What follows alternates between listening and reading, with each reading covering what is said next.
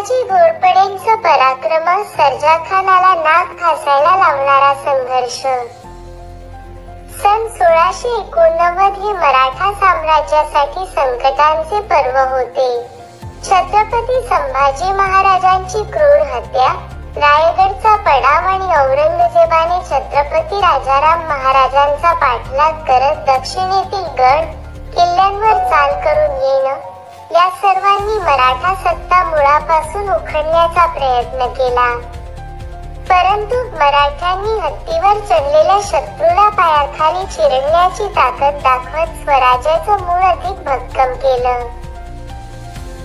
छत्रपती राजाराम महाराजांच्या नेतृत्वाखाली शंकराजी नारायण, रामचंद्र पंत अमात्य, प्रल्हाद निराजी, खंडोजी बल्लाळ, संताजी घोरपडे आणि धनाजी जाधव अशा धाडसी सरदारांनी पुन्हा स्वराज्य उभं करण्याचा निर्धार केला.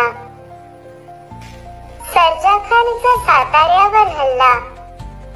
1690च्या सुरुवातीला सातारचा किल्ला जिंकण्यासाठी औरंगजेबाने सर्जाखान उर्फ रुस्तम खान या अनुभवी मुघल सरदाराला मोठ्या सैन्यासह पाठवलं. सर्जाखान पूर्वी आदिलशाहीचा सेनापती होता, पण नंतर मुघलांकडे चाकरी पत्करली. त्याचा किल्ल्यावर वेढा बसवण्याचा डाव समजल्यानंतर संताजी घोरपडे, धनाजी जाधव, शंकराजी नारायण आणि रामचंद्र पंत यांनी एक युद्ध नियोजन केलं. संताजीचं गनिमी काव्य. मराठ्यांनी सर्जाखानच्या सैन्यावर अचानक हल्ला चढवला. बंदुकीचा मारा, गजदळाचा आघात आणि हत्तींच्या पळण्यामुळे मुघल छावणीत मोठी घबराट पसरली. सर्जाखानचा मुलगा गालिब खान रणात पडला आणि सर्जाखान स्वतः गंभीर जखमी होऊन मराठ्यांच्या ताब्यात गेला. संताजींनी त्याला कैद करून साताऱ्यावर आणलं. या विजयाचा उल्लेख इतिहासकार ईश्वरदास नागर यांनीही त्यांच्या लेखनात केला आहे. त्यांनी लिहिलं की संताजी, धनाजी आणि इतर सरदारांनी रुस्तम खानाच्या फौजेला चिरडून टाकलं.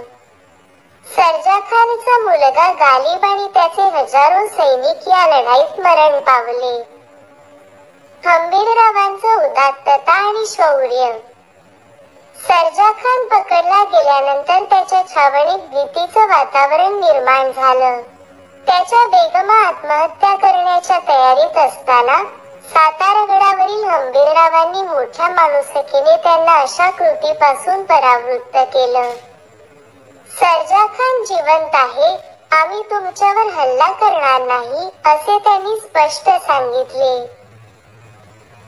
सुटका, फसवणूक आणि औरंगजेबाचा राग.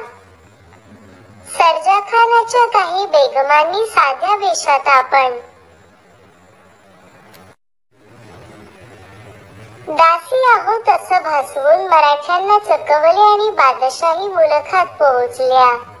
औरंगजेबाला हे कळताच त्याने त्वरित त्यांना ताब्यात घेऊन सर्जाखानाच्या सुटकेसाठी हालचाली सुरू केल्या.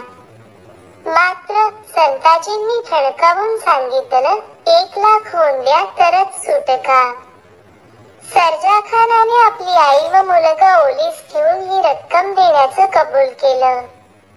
सुटकेनंतर त्याने बादशहाकडे परवानगी मागितली, पण औरंगजेबाने त्याला दारातही उभं केलं नाही. संताजींच्या युद्धनीतीचं सामर्थ्य. या संपूर्ण मोहिमेत संताजींनी दाखवलेली लष्करी कौशल्य वाखाणण्याजोगी होती. छावणीत घुसून शत्रूला गोंधळवणं, एक तुकडी मागे पळताना दाखवून दुसऱ्या तुकडीतून हल्ला करणं आणि अंतिम टप्प्यावर हंबीररावांसारखे सरदार युद्धात उतरवणं, हे सगळं संताजींच्या बारीकसारीक नियोजनाचा भाग होता. अंतिम न्याय. सर्जाखानाचं सैन्य उद्ध्वस्त झालं. त्याचं अपमानित होऊन परतणं, औरंगजेबाचा अविश्वास आणि संताजींचा रणांगणातील दरारा हे सगळं मुघल सत्तेला मोठा धक्का देणारं होतं. विशेष म्हणजे ज्या सर्जाखानाने हंबीररावांना तोफेच्या गोळ्यांनी ठार केलं, त्यात सर्जाखानाला मराठ्यांनी अक्षरशः नाक घासायला लावलं.